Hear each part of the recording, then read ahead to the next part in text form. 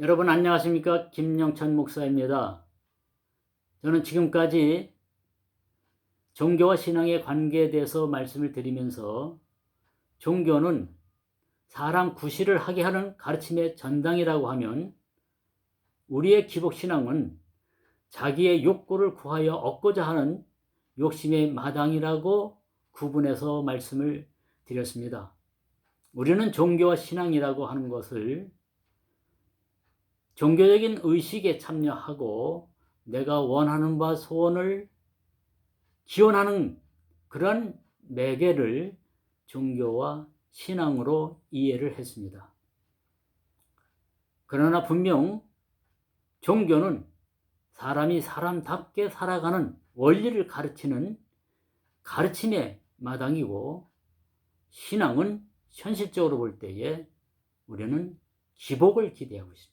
축복을 기대하고 있습니다. 그러니까 종교의 색채와 신앙의 색채가 서로 다르다고 하는 것을 구분해서 말씀을 드리고 있는 겁니다.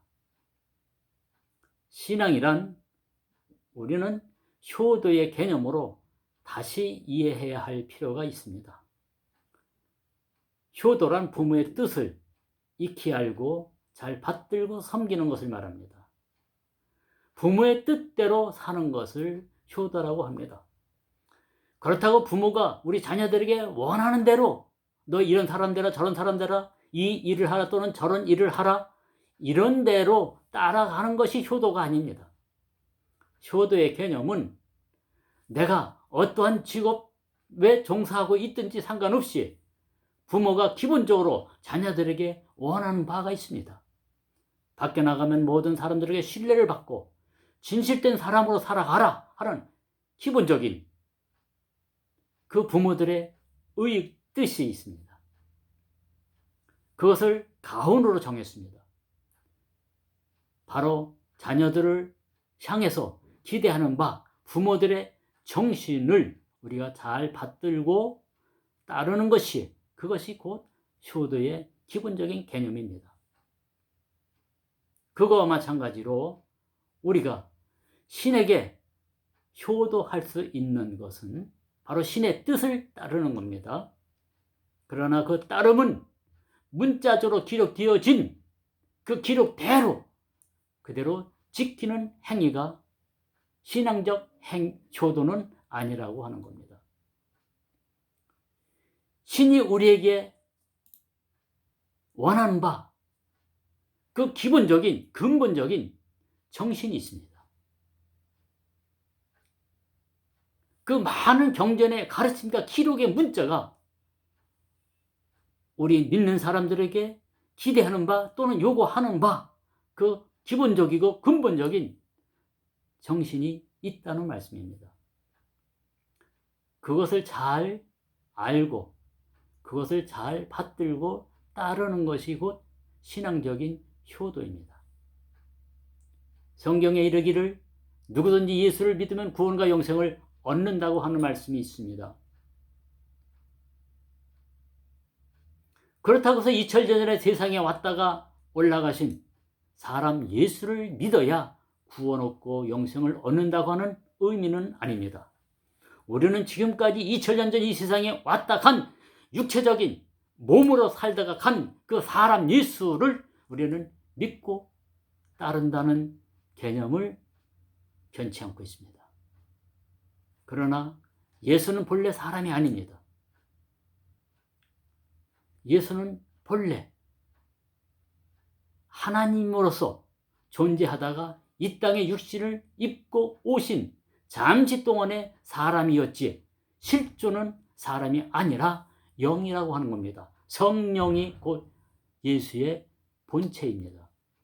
그래서 예수는 자신을 일컬어 내가 곧 길이요 진리요 생명이라 이렇게 얘기해 줬습니다.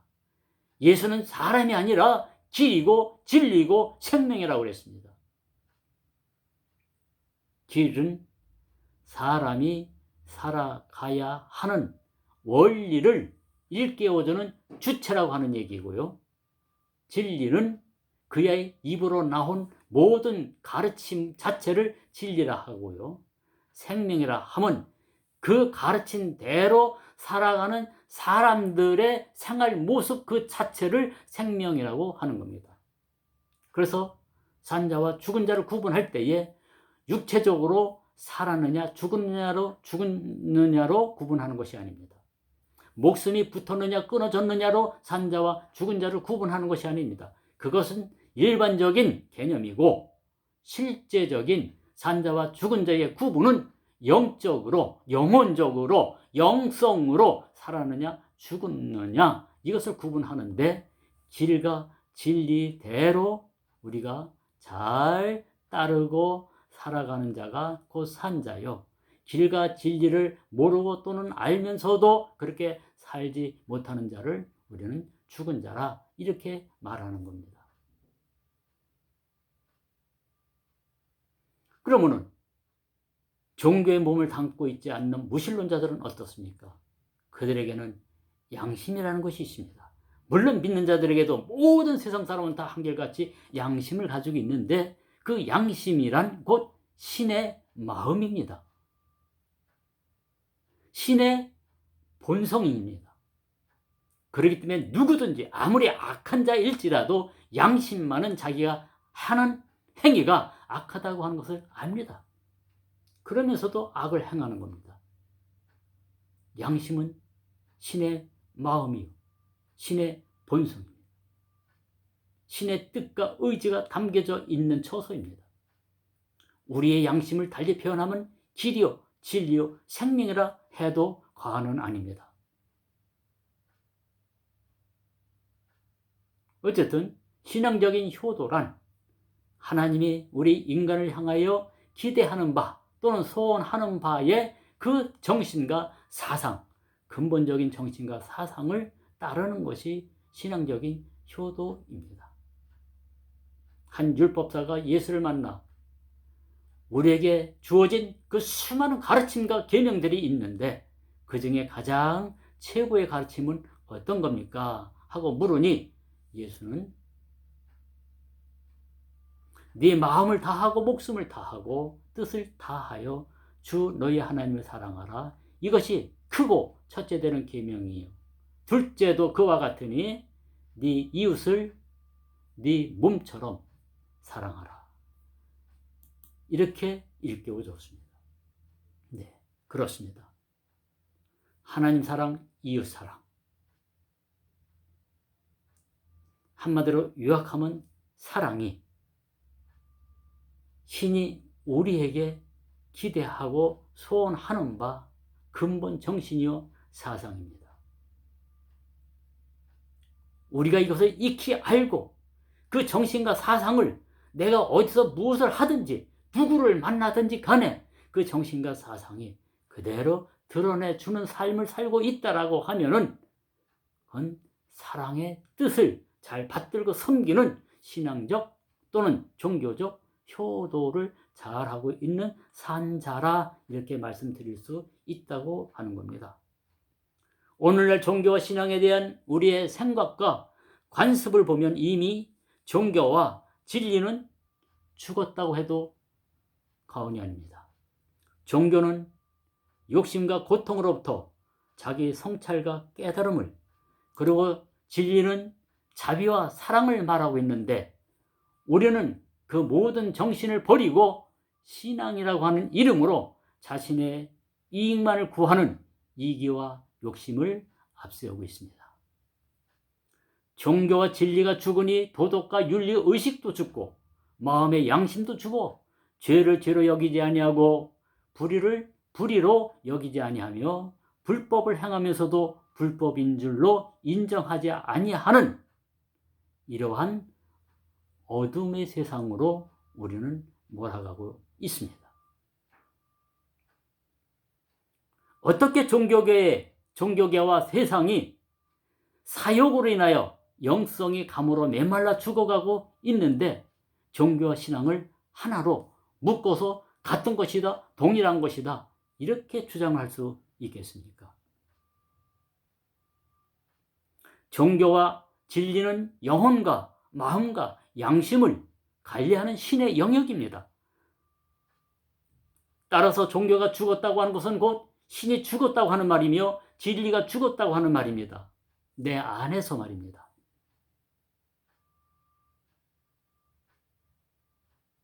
지금 종교와 우리 인간 사이에 기복신앙이 자리하고 있습니다. 그러나 이제는 그 기복신앙 자리에 존재적 사랑이 자리를 잡아야 합니다. 그리고 실천적 사랑이 실현되어야 합니다. 이미 모든 종교계에서 기복신앙이 자리를 굳히고 있지만은 반드시 기복신앙심은 종교계에서 가장 먼저 배제되어야 할 폐단입니다. 우리의 신앙이 비합리적인 맹신이 되어서는 아니 됩니다. 기복신앙은 인간의 이기와 욕심에서 비롯된 것이므로 진정 종교의 본질과 진리의 정신에 대한 무지와 곡해가 만들어낸 우상 숭배임을 우리는 알아야 합니다.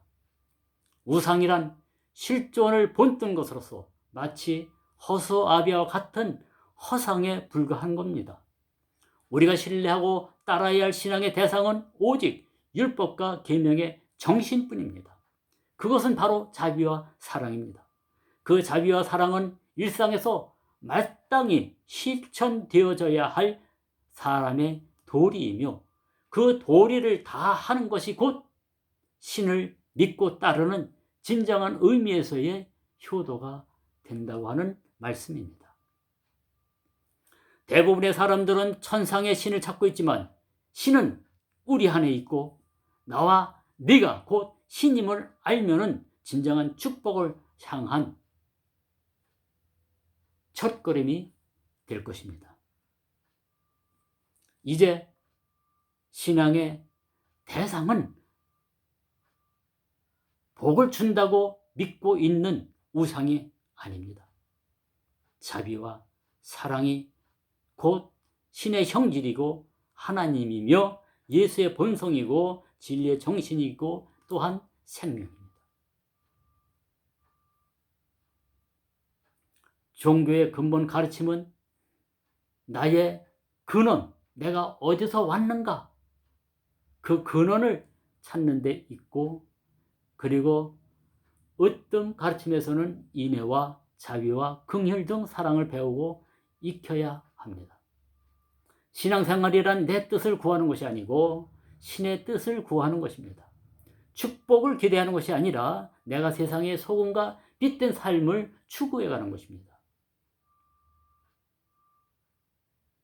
우리 삶의 과정은 또는 우리의 종교와 신앙의 과정은 세속적인 욕심을 죽이고 진리, 즉 사람 도리를 찾아가는 길입니다. 이제는 공허한 종교개혁을 외칠 것이 아닙니다. 제2의 종교개혁은 진정 기복신앙심이 무너질 때 시작될 것이며 또한 너와 내가 서로를 향해 자비심과 사랑을 베풀 때 종교개혁은 끝이 나는 겁니다. 종교와 신앙의 3대 요소는 진리와 인간 그리고 사랑이며 인간의 조건의 3대 요소는 영혼과 몸과 사랑입니다. 그래서 종교는 의식이 아니라 삶의 원리요, 기복이 아니라 사랑의 울림이니 사랑이 곧 길이요, 진리요, 생명입니다.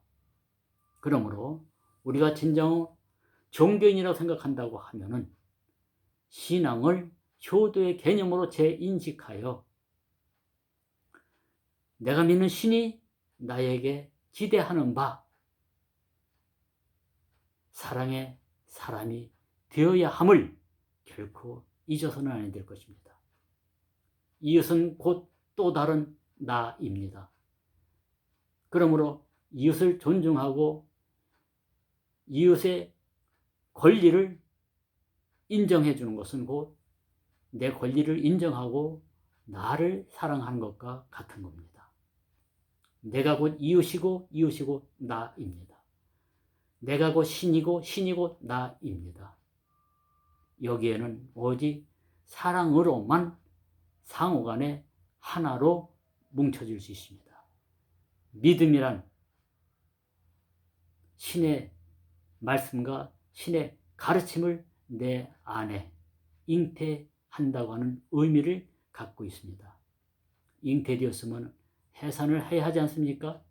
그것이 곧 일상생활 속에서 그 자비심과 그 사랑이 실천되어지는 것이 곧 해산입니다. 해산에는 고통이 따르기 마련입니다.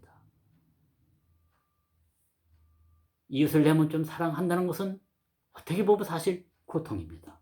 그러나 그 고통이 고통 아니기를 바라는 것이 바로 신이 우리에게 주는 기대인데, 그것은 곧 내가 억지로 행함이 아니라 나도 모르게 기꺼이 행해지는, 되어지는 그러한 삶을 만들어 가야 합니다. 그러기 위해서는 우리는 근본적으로 양심을 회복해서 그 마음속에 내가 나를 위해서 바라고 기대하고 소원하는 바 모든 욕구와 욕심을 다 초기와 같이 여기고 텅 비워 아무것도 담겨지지 않을 때, 나를 위해 아무것도 담겨지지 않을 때, 그럴 때에 슬기로운 지혜가 나를 엄습해 오니 그것이 곧 바로 이웃에 대한 진정한 사랑입니다. 이것을 위해서 종교가 우리에게 주어졌고 우리에게 신앙이라고 하는 매개가 주어진 것이니 결코 종교와 신앙을 하나로 동질 동본으로 주장하기 위해서는 우리는 사랑 안에 머물고 사랑을 먹고 마시며 사랑을 뱉고 해산할 때에 가능함을 결코 잊지 않기를 당부합니다. 고맙습니다. 마치겠습니다.